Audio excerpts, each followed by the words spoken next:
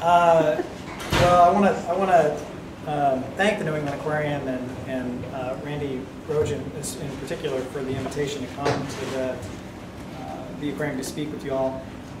I grew up in Natick, Massachusetts, so I grew up just a stone's throw away, and the fact that you're here and not at the Bruins game is a real testament to your commitment to science and being heavy on learning and light on the earth, so that's fantastic.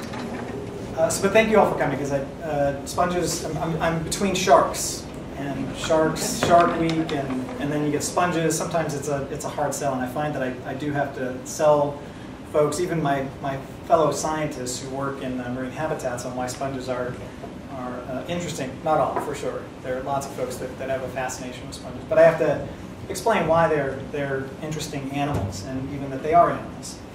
And what I'm going to do is there are three main goals for the talk tonight, and I'm going to be wary of time because the Bruins dropped the puck at 8 o'clock, so probably 8:15, knowing how things go. So I'm going to be mindful of the time. But I have three goals. One is I want to talk about this Tree of Life project that I'm a part of, which is turned into a really fascinating project to try to understand how all the sponges on the planet fit together in an evolutionary story. And then I'm going to talk about why we would care about that evolutionary story, why we would care about the role that the sponges play in our understanding of the history of life on the planet. And I'm going to finish with a description of some of the ecological work that we've done. It's certainly involved symbiosis, but it's also involved things like predator-prey interactions, and where sponges fit in that story. And I'll finish with an explanation for why there are some just absolute fundamental practical reasons for why you'd want to study sponges and why you want to learn more about sponges. And so that's sort of the layout of the talk, and I'll come back to that. This beautiful image is a picture of a sponge. I'm going to come back to this in a minute, probably in about 24 minutes to be precise. So to begin with, I just want to describe what a sponge is. They're animals. They don't move. They don't have neurons, so they're decidedly unusual animals. And I'm going to use this poster as my pointer, just to get close. This is a cross-section through a freshwater sponge. People sometimes don't realize that sponges occur both in saltwater habitats, but they also occur in many streams. And in fact, if you're walking through some of the streams of New England and you see a green, mossy thing growing on rocks, oftentimes that's a sponge. They're beautiful, beautiful organisms. But this is actually a freshwater sponge. A friend and colleague of mine, Sally Lays, took this. It's from one of her recent publications. It's a cross-section through the sponge, and over here is the drawing of the sponge. I just want to point out a couple of things. I'm going to show you a video to illustrate this, but basically what sponges do is they just sit there and they filter water. That's not all they do. They do a lot of other things, but for our purposes, let's just say that's what they do. And this little hole right here that says OS, I don't know if you can see that or not, that's the ostium. And that is the hole through which water enters the sponge body. And it's being drawn in by these little structures here. They're CC, choanocyte chambers, and they're stylized here. They're a peculiar cell structure that's a body, a microvillar collar, and then a flagellum that sticks out. And that flagellum beats very quickly, and that's what brings water into the sponge.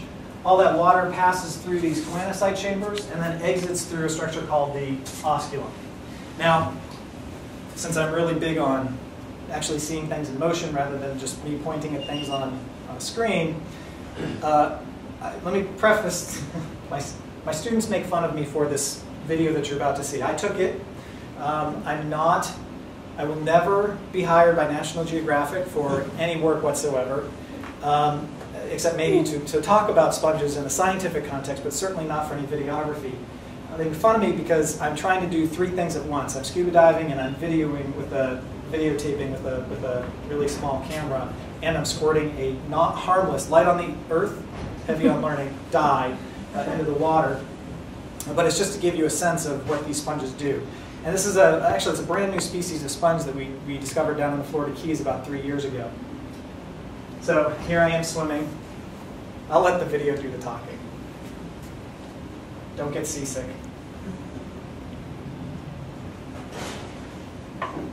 So I'm coming up to the sponge, and I have a needle filled with dye, and I'm going to inject it in the outside of the sponge. And it sits there. It looks like it's not doing anything. And then all of a sudden, It starts coming out of the sponge. And what I love about this dye technique, and in fact I encourage you to check out online, you can Google sponge pumping and you'll come across several of these videos. When you look at the sponges on a reef, they just look like they're sitting there. But in fact, they're doing that basically continuously. There are certainly peaks and flows in terms of how much they're pumping and when they're pumping, but they'll pump 100,000 times their own volume every day. It's a tremendous amount of activity on the reef. And every time water comes in, they're extracting material from it, primarily bacteria, but certainly a lot of other things as well. And then they're spitting out water that they've removed things and added some things too. So that's my wobbly image. I want to show you another image. These are videos taken. Oh, whoops. These are videos taken by a sponge biologist named Niels Lindquist. He's at the University of North Carolina. And he took these on down in Florida, and they're the same basic technique, a bunch of fluorescent dye just coming into the sponge, and you can see it coming out. His is a lot prettier than mine. But it's just to show you that many of these different species are continuously pumping and continuously pumping on the reef. That actually has a huge consequence, ecologically speaking, because it's a linking point between the water column above the sponge and the benthic animals and organisms that live on the reef. So it's an incredible point in this benthic pelagic coupling. So very, very cool, lots of pumping going on, and that was it. Okay, so that's what a sponge does. That's what a sponge is. It's an animal, lives on the bottom, and it pumps water. No neurons, unlike things that we consider to be animals. That is interesting for a variety of reasons. But I want to answer the question: why do you want to care about sponges? Why would you want to study sponges? Well, as a group of animals, they represent one of the first experiments, if not the first experiment, in the metazoan lineage, the lineage that gave rise to animals, that became multicellular. So our protistan ancestor, 700 million years ago, let's say, rounding off wildly, it was single cell. And at some point, these cells started to stick together and started to become coordinated in their activity. That was a profound transition in the evolution of life on the planet. And sponges, there are sponges living on the planet today that give us a snapshot of what that life might have looked like 600 million years ago. So in addition to that, there are an incredible diversity of species on the planet today. They've been around for 600 million years plus, and there are about 15,000 species that we know of, and it's probably much higher than that are on the planet right now, represented in about 120 families. Despite this ancient time on the planet, and despite the fact that they're extraordinarily diverse, we really don't know a heck of a lot about them. So much so that I actually have to explain what a sponge is. I bet the folks that talk about sharks don't have to do that. If that sounded bitter, I apologize. It wasn't meant to be. Okay, the other thing that sponges do, and I'm going to spend some time talking about this because my wife is a biologist as well, and we collaborate. She works on sponges. She got her start working on the Human Genome Project. Did a postdoc here in Boston at the Joslin Diabetes Center and started working on mice. And now she's working on sponges, so she's moving in the right direction. But she's an evolutionary developmental biologist, and she's working on sponges to understand where the animal body plan comes from. And so understanding why your head's where your head is and your tail is where your tail is. Sponges give us clues about that. Sponges also, because they're so diverse and because they can be so abundant in marine and aquatic habitats, freshwater habitats as well, they play very important ecological roles. And so I'm going to talk about those also. And then they're just practical benefits. They actually are incredibly important fisheries. For instance, in the Florida Keys where I do my research, there's a very large freshwater sponge fishery. People are harvesting sponges from the water and selling them on the market. They're used for everything from Art Deco painting to surgery and everything in between. That pumping that I mentioned, that benthic pelagic pumping, as a point in the food chain, they take bacteria from the water from the plankton, convert it into biomass, and that biomass can be consumed by organisms, and therefore they're an important point in the food chain. And I'll talk about this drug question in a minute. Yes? Is your mic still on? It might have slipped down. Is that? No, it's still on. Should I just speak loudly? If I move over here, would that be better? Partly Like, agreed. let me take it off. I can try to get the battery. It's back.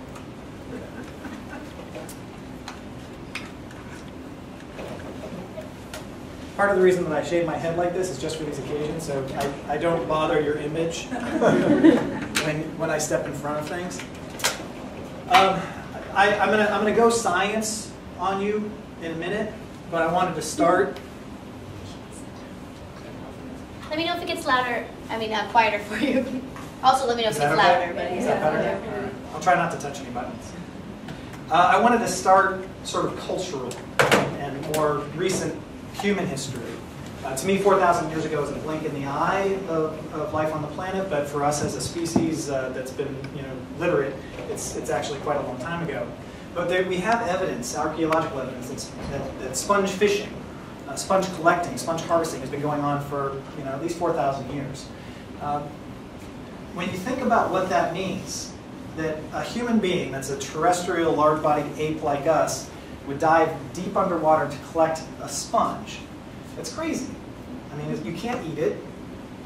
I mean, what were they? It must have had some economic value beyond just the I mean, it's a lot of energy to go collect those sponges. So I would argue that sponge fishing is probably one of the oldest economies from the ocean, in addition to just collecting food, that was not food collecting.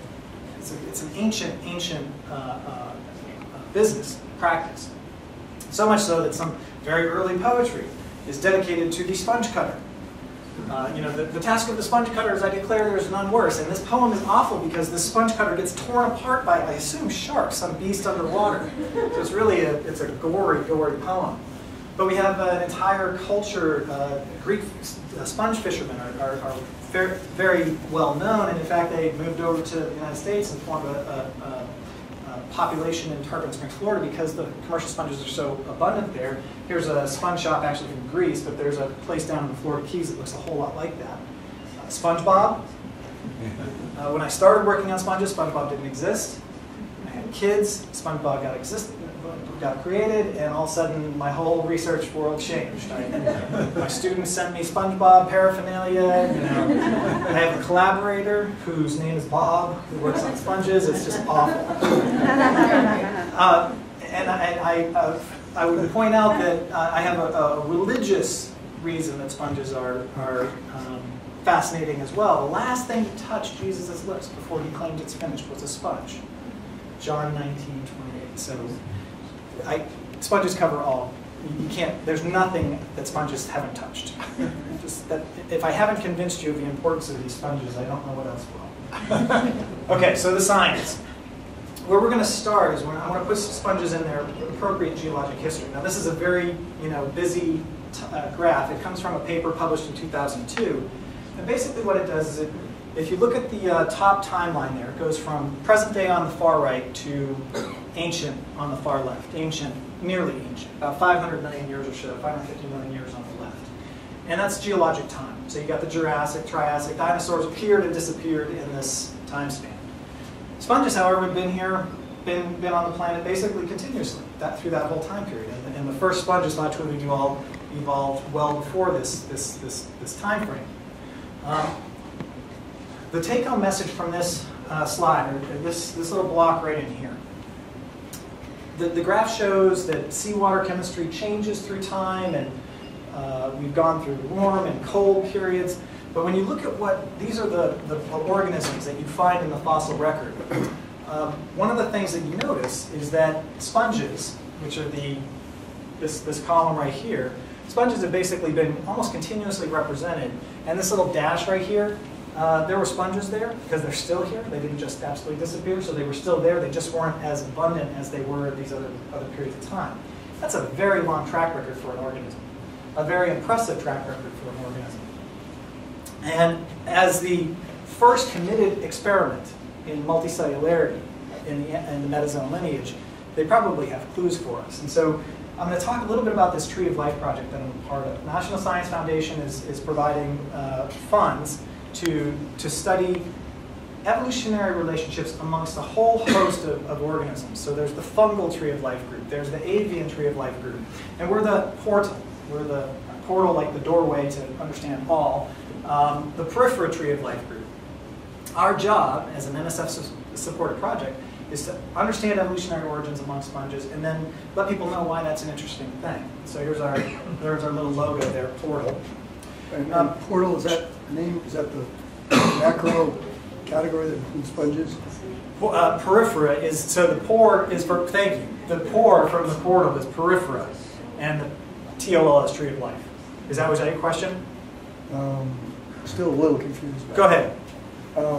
So is pore, is that referring to a classification category? Yeah, so it's the phylum Periphery. Oh. Okay? So you've got kingdom, phylum, class, the taxonomic order. The kingdoms are animal, plant. Yeah. Kingdoms are not a great, everybody learned 5 kingdoms or something along those lines, and they're probably 10,000. Yeah, 3 domains. Well, so the sponges fill that whole portal. Sponges fill that whole portal, Periphery, phylum. Okay, so the tree of life, I just want to give you a sense of what the tree of life is. This is a poster from the BBC. It's fairly well known, except that it's highly inaccurate. And I'll explain what I mean by that in a minute. But basically what a tree of life shows are evolutionary relationships among organisms. The reason this tree is flawed is that it looks like 1/3 of all the organisms on the planet are vertebrates. When you look at this tree, you've got to have Darwin. Every talk I give, I try to work Darwin into it somehow, so okay, I can check that box off. Darwin represents the pinnacle of human achievement, so that's Homo sapiens up there.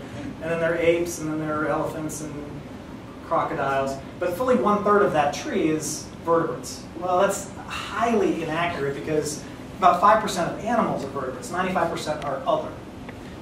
Invertebrates, which is also not a great term. But as you can see, it kind of shows how everything fits together.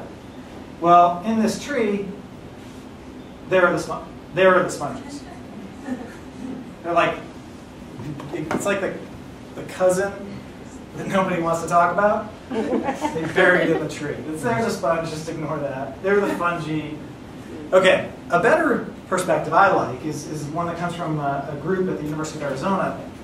And this is the web page. It's treeoflifeweb.org.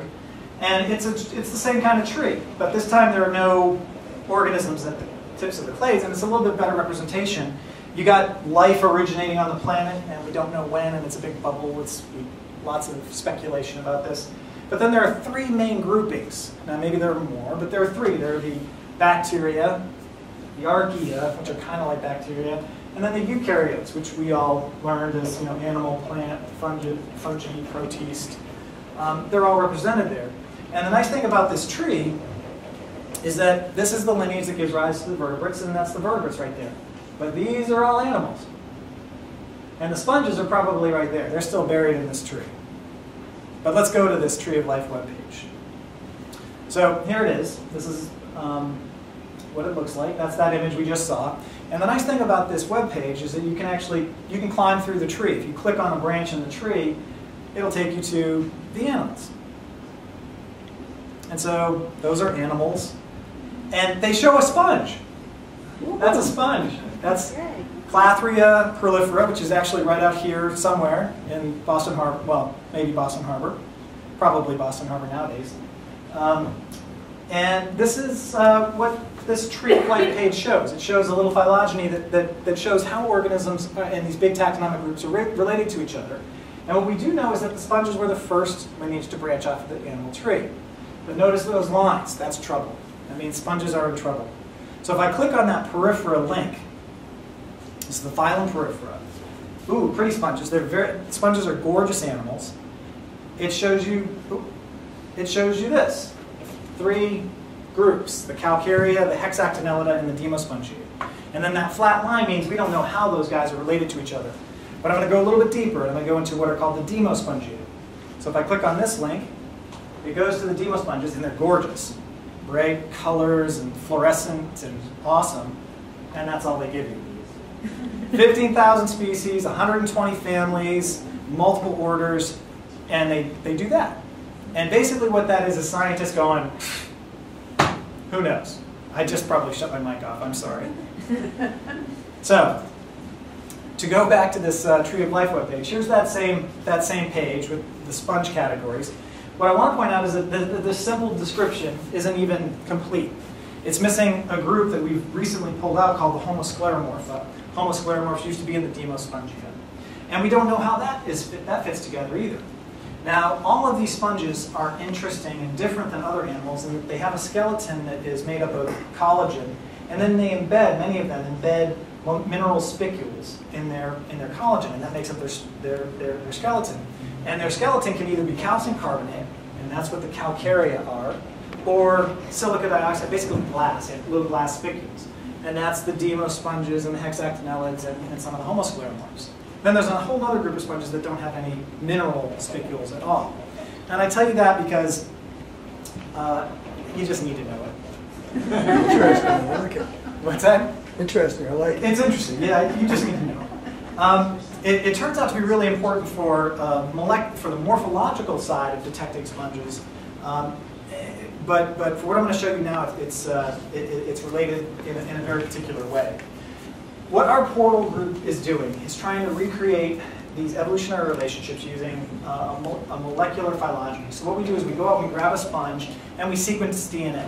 We sequence DNA from a bunch of genes found in the nucleus. We sequence genes from the mitochondria. We adopt a multitude of approaches using different taxa to try to recreate this evolutionary history. This is one of the more recent trees. In fact, it's the most recent tree that we produced. And just to orient you in this tree, this is an odd-looking tree, not like the trees we just saw, but it's a phylogeny nonetheless. These are all the animals. You're probably right here. And then there are fungi up there at the top. And then everything in between is sponge. And so that's all I care about. So let's just talk about that. What I've done is just blown this up. And our job, as part of the Porphyra Tree of Life, is to try to figure out how these different families, how they fit together. How does how do the Clionidae work with the Calospongiidae? And those are just two families. Don't worry about them. They just kind of fit together in this tree, and our job is to try to piece it together. And we've made a lot of progress, but there's controversy. There's a lot of controversy about what the sponge phylogeny actually looks like. And we're going to have an answer. And this is a multi-investigator effort involving principal investigators from 5 or 6 institutions in the US. We've got international collaborators. It's a big team effort, and working with our international colleagues, I'm sure in the next several years we're going to have a pretty good answer to how these sponges fit together. But the reason I want to talk about that evolutionary relationship point is talk about why we care. And to do that, I'm going to put it in the context of developmental genetics. What is it? What can a sponge tell us about what it means to be an animal? And to do that, I'm going to share with you some of the work that my wife, April Hill, is the lead investigator on. I collaborate with her, but this is really her main body of research. And what she's interested in is the animal body plan. And a body plan for an animal is, where do your arms go? Where do your legs go? How many toes do you have? Where do your eyes? How many eyes do you have? Where's your head? I hope that was a normal. That was the puck dropping. Okay, so, and to do that, to talk about that body plan, we're going to talk about gene regulation. And to begin with, I just want to point out that humans have approximately, though it's been, I think, downgraded to about 25,000, it has about 30,000 genes in humans and in mice. A sponge genome was just recently sequenced, and sponges had 30,000 genes. Now, the important point there is that of those 30,000 genes, 18,500 or 18,600 or so had sequences that were very nearly identical to those found in humans. So 18,693 genes had a homologue present in some of the other animals. So why is that interesting? Well, I'm going to pick out one gene in particular just to focus on. And it's called the PAX gene. It's a PAX, there's actually multiple genes in animals, like humans, but let's just choose one like PAX6 for now. The PAX gene has been called the universal eye gene. So if you look at a phylogeny of animals, of vertebrates, echinoderms, annelids, and you look at the organisms that have eyes, the organisms that have eyes have the PAX gene. In fact, Cnidaria that have some of the Cnidaria that have a photoreceptor or have photoreceptor cells have a PAX gene, and PAX genes are involved in the production of those photoreceptor cells. So it's been called the universal eye gene. In fact, there was some Nobel Prize-worthy research that showed that if you took a fruit fly and you mutated the PAX gene, you could actually create an eyeless mutant. And more interestingly, from my perspective, from an evolutionary perspective, you could take the human PAX gene and you could express that human PAX gene in, say, the leg of a fruit fly, and you could get a little fruit fly eye. And here's what that fruit fly eye looked like that was being induced by human PAX. So the human PAX gene could actually help create a fruit fly eye. Human PAX genes don't do fly eyes, but they can trigger the pathway that gives rise to fruit fly eye. So that implies that this gene has a lot of conservation evolutionarily in terms of what those PAX genes do. So fruit flies have eyes, mice have eyes. This is a freshwater sponge in the middle. And this little thing right here is a gemule, freshwater sponges produce, and then these are the canals. But actually, I drew those sponges, they don't have eyes. But the question is, what is a PAX gene doing in this animal? The sponges have a PAX gene. We found this, April found this PAX gene. What is it doing in it? Well, one of the cool things you can do with fruit flies is you can create a mutant and then see if your gene of interest does anything to that mutant. So here are some fruit fly eyes. This is a normal fruit fly eye. Here's a mutated fruit fly eye. And this fruit fly eye is called sparkling. It doesn't have the PAX gene. You could then take the sponge PAX gene, insert it into the Drosophila that doesn't have the PAX gene, and take a sponge gene and put it in there, and it actually rescues. These three panels right here are all panels that have sponge PAX gene inserted in them. So the sponge PAX gene can actually kind of make a fruit fly eye. It can kind of make an eye. That's freaky. Sponges don't have neurons. Sponges don't have neurons. You need sensory system. You need to make up. This always this amazes me. Might just be me. But PAX genes don't operate alone. PAX genes operate in the context of other genes. And there's some of these genes, when they work together, are called networks. And there's one network in particular that we're going to talk about for a little bit. It's called the PSED network. And the PSED network is involved in, among other things, eye development.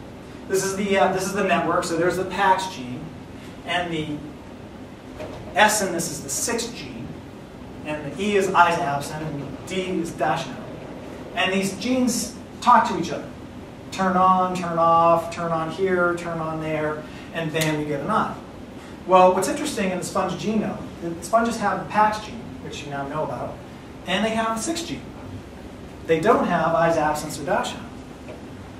So we can think about this in an evolutionary context, and this is why we want to study sponges. We know that sponges and all other animals have PAX and 6 genes. As it turns out, the eyes absent gene can be found in cnidarians. So cnidarians have PAX 6 and eyes absent. The bilaterians, all the other animals, have dash on as well. So they've got the true PSED network. But here's the problem with working with an organism like mice, which is, mice are, well, it's a problem with working with an organism like mice. They're complicated, like any big, complex animal. This PSED network is actually involved in a bunch of different processes in the development of a mouse. Reproductive tract, kidneys, eyes, the craniofacial structure. And so it's very hard to know what the original role that the PAX and 6 and dash down and eyes absence, for instance, genes do. And so that's one of the reasons why we work on sponges. So one of the things that April does is that she takes freshwater sponges, she grows them up, and then she tries to figure out where these genes are expressed. And what she's interested in is finding out whether the PAX and the 6 genes are actually working together. Have they formed a primitive network, 2 genes talking to each other? And if so, what are they doing for the sponge? So this is new research. What's shown here, this is that opening image I said I'd come back to 22 minutes later. It's close. These little circles represent coinocyte chambers, and this thing right here is a canal. That dark structure is a canal. On the left-hand side is the exact same image, but stained with something that's specific to either a PAX gene or a 6 gene. So this shows you where the genes are being expressed. And one of the take-home messages is that 6 genes and PAX genes in sponges are actually expressed oftentimes in the exact same cells. Now that's evidence that they might be, if they're expressed in the same cells, and they're expressed between cells that are between choanocyte chambers, so nude choanocyte chambers that are being formed, and in pinacocytes, there might be a network there. And she's actually now just trying to figure out whether this network exists, doing a lot more work to try to tease this apart.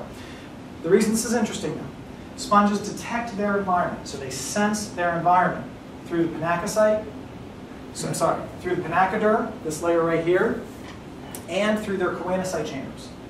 So the first sensory system may not look anything like what we expect from an animal. It might look something totally different, and we might actually be seeing proto-sensory systems in a sponge through these tissue types. And PAX and 6 may be involved in that to some extent. Okay, so that's why sponges are important in an evolutionary context, and why a genetic approach is an interesting way to study sponges. I want to talk a little bit about the role that sponges play in the ecology of benthic habitats around the world. We've been working on sponges for a long time, 20 years, and we've worked on a bunch of different organisms. What I want to talk about with you tonight are a group known as the clionid sponges. I'm going to talk about some other sponges in a minute, but I'm going to start with clionid sponges. The Clionidae is a family of sponges that bioerode. They etch into calcium carbonate structures. So if you were to be on a coral reef, corals are the organisms that build the reef up. Clionids are the sponges that break the reef down. And you might say that's a bad thing, but in the process they create sand chips, for instance, and they create spaces in the reef, and they make the reef more three-dimensionally complex. What we're interested in with these sponges is that among the sponges that are found on coral reefs, some of the only ones that form symbioses with zooxanthellae are clionids. So what are zooxanthellae? So these are some of the species that I work with. This is Clionidelatrix. This is bright red sponge on the reef. It does not have zooxanthellae. This is the new species of sponge that pumping video came from that has zooxanthellae. That brown color is a strong indicator of zooxanthellae. This is the same species. You can see that they're very morphologically different. It's called Clionimarians, and it's also found in these tropical habitats, and it too has zooxanthellae. Zooxanthellae were first described from sponges in the 1960s or so, and they look a lot alike. They're single celled, they're hard to identify, but they're algae. And you can tell that because they've got chloroplasts, these structures right here and here, and they photosynthesize. So they're photosynthetic organisms that live inside the sponge. It's a really nice little symbiotic association. We're interested in figuring out what the zooxanthellae do for the sponge. But before we do that, we have to know who's interacting with the sponges. So what we've done recently is we've gone out and collected sponges from around the world, working with the collaborator of ours, Christine Schoenberg, sponges from the Florida Keys, from Belize, from Panama, from New Caledonia, from Okinawa, from Great Barrier Reef, and we grabbed sponges that had zooxanthellae and tried to figure out who the zooxanthellae are. Now, the take-home message from this slide, this is another phylogeny, is just that anything in red is an algal cell that we collected from a sponge. And what it means is that our sponges associate with a pretty wide diversity of zooxanthellae. This little group right here, though, is predominant, and it's in a unique, funky group of zooxanthellae known as the G clade that we really don't know a heck of a lot about, but they seem to be specialists on things like sponges and foraminifera. That's work that we're currently trying to discern the significance of that diversity and the different types of algae that associate with the sponges. But what we'd like to take from that information is then try to figure out what the zooxanthellae are actually doing inside the sponge. Why would you bring a photosynthetic organism into your tissues? Well, the obvious answer is that the algae, it'd be great if you could walk out into the sun and just stand there for a minute and you're fed. For me, with my hair, it would be awesome. I could just stick my head out the window and I'd be set. Sponges, though, the question is, do the zooxanthellae actually play that role on the reef? So what we've done recently is we've taken an experimental approach called pulse chase. We label something. In this case, we label carbon. We use stable isotopes. So these are not radioactive elements. But we can follow these isotopes through time. We take labeled carbon and labeled nitrogen. We expose the sponge to these things, and we follow them. We see where they go. Now, the reason carbon's interesting is that carbon is only can only be taken up by the algae. The algae photosynthesizes and takes carbon dioxide and creates sugars. The nitrogen we feed to bacteria, and then we feed the bacteria to the sponge. And so presumably the bacteria, the zooxanthellae, couldn't have access to the nitrogen, because the sponge would have to eat the nitrogen, eat the bacteria, extract the nitrogen, and then pass it to the zooxanthellae. And what we found was really interesting. The take-home message for this slide is that the carbon signature shows up in the zooxanthellae and decreases through time as it gets transported to the animal cell. So it's one of the first pieces of evidence that shows that nutrients and materials are being transported from algae to the host. So that's really cool. The story with nitrogen is a bit more complicated. There's actually no trend that we could detect in terms of movement of materials. And if you want an answer to, or at least an attempt at an answer to that, please feel free to ask me afterwards. It turns out to be very complicated but interesting. But the take-home message here is that zooxanthellae seem to have energy contributions going into the host sponge, and that's great. That's really that was a nice thing to find. But why do we care about this association?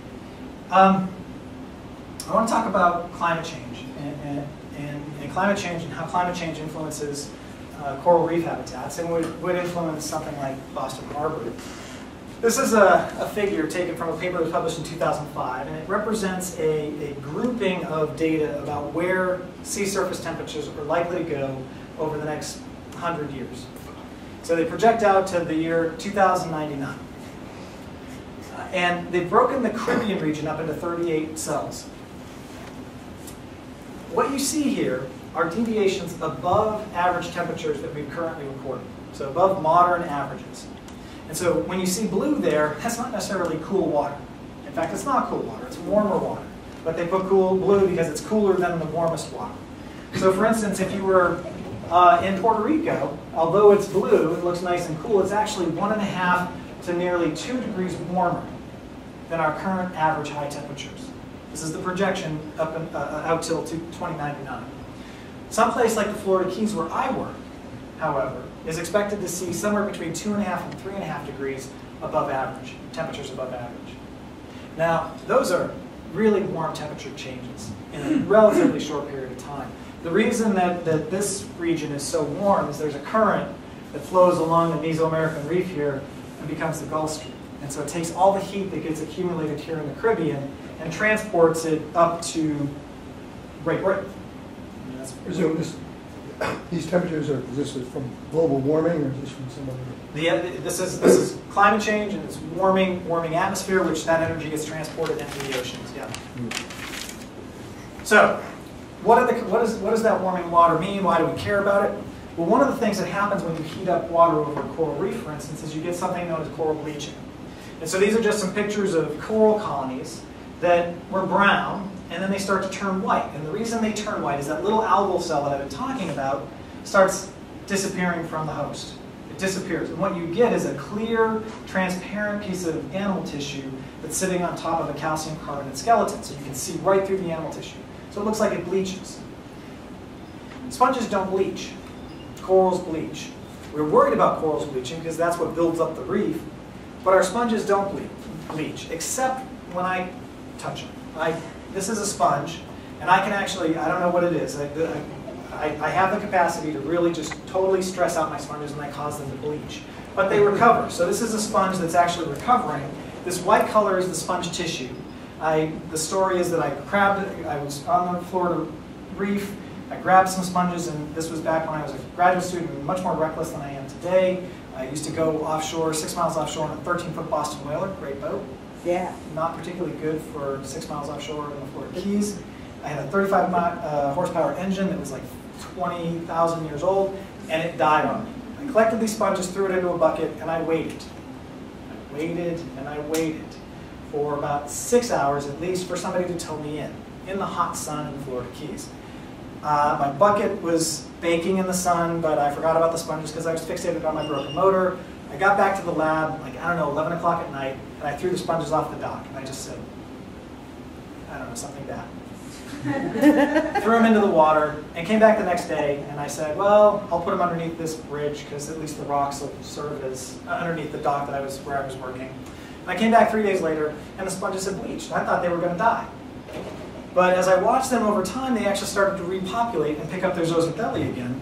And as it turns out, this is a really cool trick.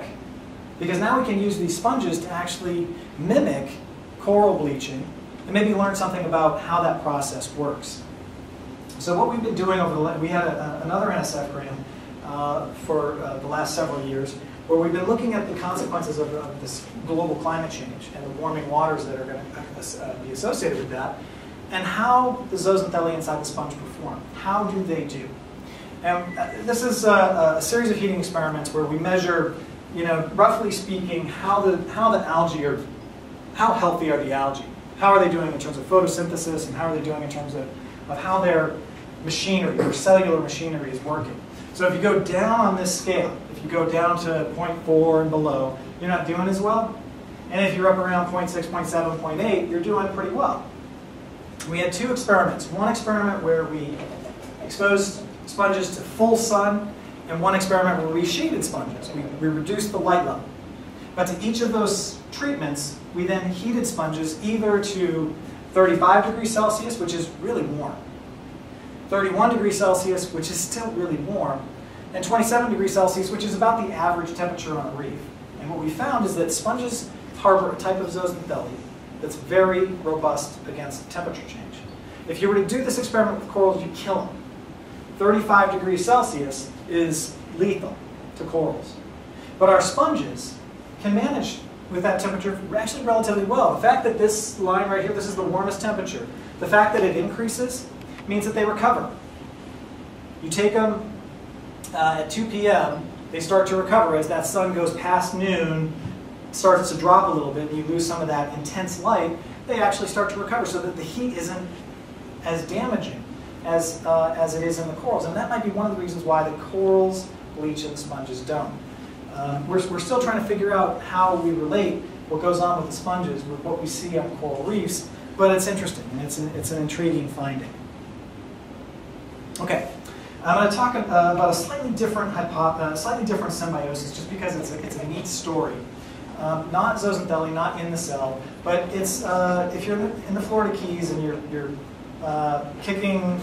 wading in water that's about a meter deep, and you're kicking with your feet, you might kick something that's about, I don't know, volley, I don't know how big that is. Grapefruit? Softball? Softball size structure.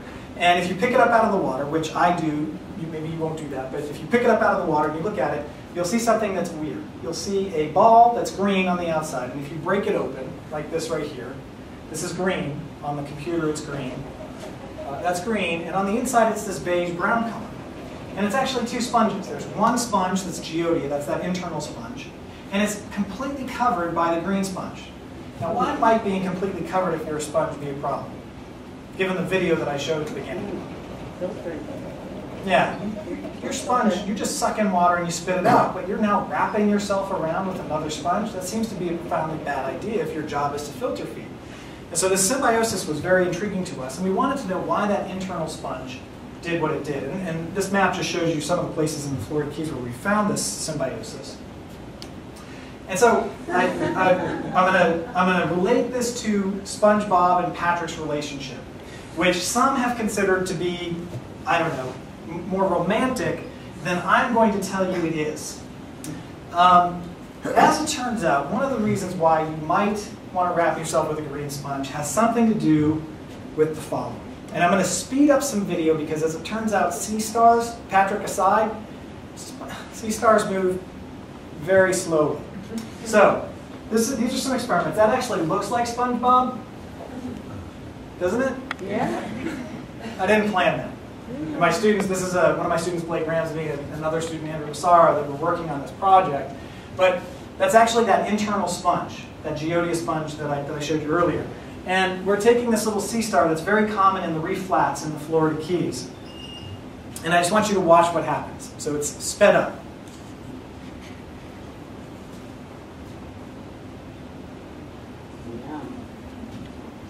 It kind of looks like he's hugging him, right? Or she, I mean, like they're embrace. That sponge isn't happy. Do you know where that sponge is going? Yeah. Yeah, it's not a good place for the sponge. The sea star is going to eat it. But here's the same, not the same individual, but a different sea star with that green sponge. Yeah. Okay, now that's sped up. In real life, this is what it looks like. That's how fast it's going. Okay, that's my acting. Sorry, that's as much as I do. But what the weird thing is that the sea star will hold that arm up, and it will move like 2 meters away before it puts the arm back down. That has to hurt. I mean, I don't know what a sea star is actually feeling, but it can't feel good. It can't feel good. And the reason is that that green sponge produces a compound, several compounds, but one of them is halotoxin. And it turns out to be very potently effective against a potential predator like a sea star. Now, why might you care about those? Well, I'm going to talk about another story that will get to the importance of these potential, these compounds that are present in sponges through a story of a sponge that's right out here in Boston Harbor. So Clathria prolifera is the red-bearded sponge. It's actually pretty common in New England. It's found in cooler, temperate waters. And if you were to take that red sponge and crush it up in some acetone and then run it on a plate and let another solvent pull up pigments and separate pigments based on charge and size, let's say, you get a picture that looks something like this. So this is a separation of all the pigments that are present in the sponge. This plate is shown under visible light. This plate is shown under ultraviolet light. So there are a lot of compounds in this sponge, and some of them you don't even see under visible light. So this one right here, looks like there's nothing there. That's a lot of stuff to have in your tissue. Animals don't make carotenoids. So where do these compounds come from the sponge?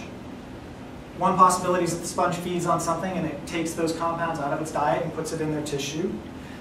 And that's certainly possible. It could take some things out of its diet and then modify it slightly, and that's possible. Another possibility, and this is one that we favor, is that the sponge harbors in its tissue some bacterial symbionts. And so this is a cross-section of one of those sponge sections. Here's that coenocyte chamber, the flagella that beat. So water comes in. If you look at this tissue, you see a lot of these little dots right here and here, here, all these guys. Those are bacteria. This is not that same sponge. I want to be clear that that is not this sponge. This is a sponge from a Caribbean reef. But that sponge does have bacterial organisms associated with it. But that's a lot of bacteria to have in your tissue. Some sponges have more than 50–60% of their biomass composed of bacteria in their tissues, in their body. To you, that would be a lethal septic infection. But some sponges are doing just fine, and they have a whole bunch of morphological shapes. Our hypothesis is that some of these carotenoids that are produced by this sponge, Clathria prolifera, are actually produced by these bacterial symbionts. So we have this sea star offending sponge. We have these carotenoids, these beautiful pigments that are produced by a sponge that may not be produced by the sponge. And these are some of the bacteria that we've isolated from the sponge. You can just see that this is seawater, and this is from a sponge, and you can see that there are more pigmented types there, and these are some of the ones, oh, you can't really see that. On here, they're red and yellow and green. Trust me. So why would we care about that? We've got a green sponge that causes sea stars to run away with their finger up. We've got carotenoids that the sponge produces that may be caused by bacteria. Well, this is one of the reasons that we should practically care about sponges. And so this is the note that I'm going to leave you on before the puck drops. One of my collaborators, whose name is Russell Hill, no relation, he looks a heck of a lot like me. There's some phenotype that we sponge biologists have, bald, goatee, I don't know. He is working on a compound known as manzamine A. Manzamine A is shown here on the left. It's actually a compound that's extraordinarily effective against malaria. It kills malaria. And because it's produced by a bacteria, the possibility is that you can mass produce it. And you can mass produce it cheaply. And this is one of the major killers of humans on the planet. And Russell and some of his colleagues have been working on this for several years. But we wouldn't have necessarily known without a good understanding of the basic biology of the sponge that this compound was produced by a bacterial symbiont. Wouldn't have known. And it's one of those reasons why we really need to understand the basic biology of these sponge organisms. And what I've put here are just 4 other cases of compounds that are extraordinarily promising in our fight against various diseases. One of the first compounds that was isolated from a sponge actually gave ideas to some natural products chemists on ways that you could create a drug, era A and era C, that actually were antiviral, extraordinarily effective antivirals. We have a discodermalide that's isolated from Discodermia dissoluta that's in a phase 1 trial, and it turns out it's very effective against cancer. This halachondrin that I mentioned earlier, that green sponge that causes that sea star to run away, well, there are synthetic compounds that you can make that look a heck of a lot like this, that are a really hopeful course of action for late-stage breast cancer and lung cancer. And then there's this compound isolated from Petrosia that actually has some incredibly anti-asthmatic properties. Now these are all compounds that natural products chemists and chemists in general just have a hard time. Chemists have a hard time envisioning unless they see ways that nature's done it. And it turns out that sponges and bacteria, and there are sea fans, and there are tunicates, and there are all kinds of benthic organisms that we look over as we look at the sharks, which you'll talk about next week. And as we look over those organisms on the reef, they hold really important clues about how we can deal with our own issues on the planet, but also through this evolutionary history, they really are oracles in a lot of important ways. So I'm going to end there. I'd like to thank everybody that's on the Tree of Life project. Bob Thacker, Corey Bangalore, Dennis Lavrov, Alan Collins, Christina Diaz, Shirley Pomponi, and Eve Redmond. We also have Kevin Peterson, who's at Dartmouth, and Gert Dwarheit, who's in Germany. The folks that are listed under that NSF banner from the Biological Oceanography program are postdocs and undergraduates that worked in my lab. And here are some cute photos of my students, and I'm happy to take any questions. Thank you all very much.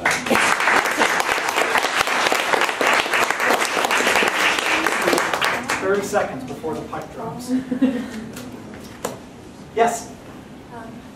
Let's see. I had the pleasure of being a consultant on a biology textbook a year or 2 ago. There was a set of chapters on animal diversity, and of course there was a sponge chapter. Kind of to our surprise, we ended up in a huge argument about whether or not sponges have anything we call a tissue or primitive epithelial tissue. And then we all realized that none of us did anything about sponges. I feel that way all the time. So what did you say? I've been curious ever since. Yeah. The homoscleromorph group that I talked about is that funky branch off of the sponge lineage. They actually have something called a basement membrane. And it has true epithelial characteristics. And in fact, Sally Lays, whose picture I borrowed that showed that freshwater sponge, has argued that sponges have true epithelium. So I think that when you look for clear divisions between a sense organ here and a lack of a sense organ, you get into this sort of binary discussion, when in fact the reality is that there's sort of gradation and there's variation, and there are elements of tissue-ness or epithelialness that sponges have that represent stages on the path towards epithelia like the rest of the animals have.